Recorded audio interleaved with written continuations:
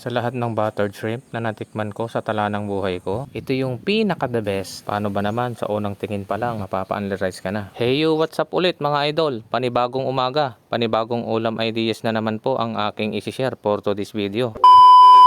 Bumili nga po pala ako dyan ng 3 pirasong alimango, 1 kilong tahong ni Carla, at kalahating kilo ng hipon. Nagkakahalaga po yan ng 450 pesos lahat-lahat. At agad ko na nga dyan pinainit yung pangmalakasan kong kawali. At nung mainit na nga yung kawali dyan, nilagyan ko na ng kaunting mantika. Ang unang gagawin po pala natin mga idol ay igigisa natin yung alimasag at saka yung tahong sa bawang at sibuyas. Nilagyan ko na rin po pala dyan ng kaunting patis para magkalasa. Takpan lang muna natin ng mga ilang minuto. Hintayin lang po natin maluto yung tahong at saka yung alimasag. At habang hinihintay natin maluto yung alimasag at saka yung tahong, i-prepare na rin natin itong itlog maalat na isang pangunahing sangkap na ilalagay natin. Gumamit na nga lang ako dyan ng tinidor para madurog-durog. At pagkatapos ko nga yan madurog, sakto nga at naluto na rin yung alimasag at saka yung tahong. Sinet aside ko nga muna yan, tapos hinimay-himay ko yung tahong. Tinanggal ko nga lang dyan yung kabilang shell, yung walang laman, para presentable tignan. At muntik ko nang nakalimutan, naglaga na rin po pala ako dyan ng 3 pirasong sweet corn. At sinalang ko nga ulit yung pangmalakasan kong kawali dyan at naglagay na ako ng dairy cream na 1/4. At nung kumulo na yung dairy cream, ilalagay na natin yung 1 pirasong bawang na dinikdik natin. At kapag nag golden brown na yung bawang natin, isusunod naman nating ilagay yung dinikdik natin na itlog maalat. I-mekos-mekos lang po natin ng bahagya. At pagkatapos po nating i-mekos-mekos, maglalagay po pala tayo ng 1 pirasong Nestle cream. Yan po yung pampakrimi natin. Isusunod na rin po natin ilagay yung kaunting paminta at saka kunting asin. Halo-haluin po natin ulit para kumalat yung mga nilagay nating pampalasa. At pagkatapos po natin mahalo ng maayos, maglalagay po tayo ng konting asukal, pambalansi po ng tamis. Nakadepende po sa inyo yan kung gaano katamis yung gusto nyo. Maglalagay na rin po pala ako dyan ng kaunting Ajinomoto. Halo-haluin po ulit natin. Sesentensyahan na rin po pala natin ito kung pasok na ba ito sa ating panglasa. At dahil goods na yung lasa, ilalagay na natin yung sweet corn na mais. O diba, may mais na, may sweet corn pa.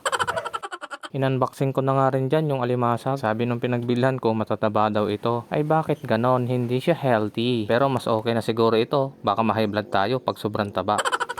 At dahil malambot na yung sweet corn na mais natin, ilalagay na natin yung hipon. Takpan po ulit natin mga 2 to 3 minutes. At dahil malapit na maluto yung hipon, ilalagay na natin yung alimasag. Pasuyo naman mga idol kung nanonood ka pa rin hanggang ngayon. Pa-comment naman sa baba kung taga saan ka para naman malaman ko kung saan nakakarating itong niluluto ko. Maraming salamat. At dahil luto na yung alimasag at saka hipon, ilalagay na natin yung tahong na hinimay natin. Bubudburan din po pala natin dyan ng kaunting egg and cheese para mas lalong sumarap. At hindi pa nga rin ako dyan nakontento. Nilagyan ko pa dyan ng spring onion. At kung nagustuhan mo po itong recipe ko na ito, pakipusuan naman po. Pa-share na rin at pahit ng follow. I love you all mga idol. See you po ulit sa next vlog ko mga idol. God bless you all.